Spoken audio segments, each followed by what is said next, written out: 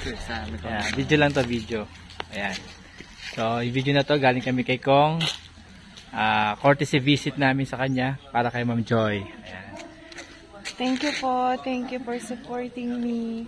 Salamat po sa mga kaibigan natin, mga vloggers and media po. Tsaka continue to support si Ma'am. Yes po, sa October 1 to 10 po, ang international na po tayo sa Seoul, Korea po gaganapin Mrs. Universe. And hindi na po Aurora lang po ang i-represent natin, kundi ang Pilipinas po. So kailan Ma'am? Kailan Ma'am yun? October 1 to 10 po, yung mismong pageant. And yung coronation night po is sa October 10 po. May mga live videos po for sure. So, sana po manood kayo at supportahan niyo po ako. Yes. Pag-pray niyo po ako. Thank you po. Thank you. Ayan. Kasama namin yung mga mga media ng 99.3 FM, si Sir DJ Lucky at saka si Ma'am Joanne. Ayan.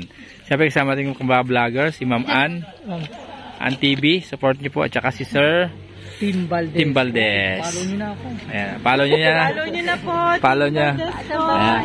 So, support natin si Ma'am Joy. Thank you po. Paano ba? Meron bang doon, online voting? Wala na po. Wala na pong online voting. So, support tayo as sa mga live videos po. Comment nyo lang po. Ayan. Go Philippines. Go Philippines. Yep. Joy Orta. Para mas tumaas yung confidence ni Ma'am. Thank you po.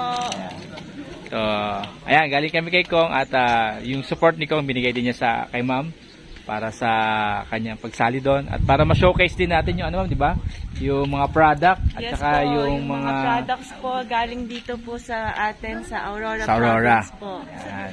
So, dadalhin ni Ma'am doon yung mga produkto natin, yung mga sabutan, ipapakita niya doon, makita ng buong mundo yung magaganda natin mga product sa Aurora. Sa Korea. Po. South Korea. Enchong. Yeah, so yan lang po ang video natin ngayon for today. So let's support Ma'am Joy Orta at saka yung kanyang journey sa Ma'am yun magiging anong title yung paglalaban niyo po doon? Mrs. Universe 2024. Mrs. Universe 2024 na pala. Pang buong mundo na siya. Yan.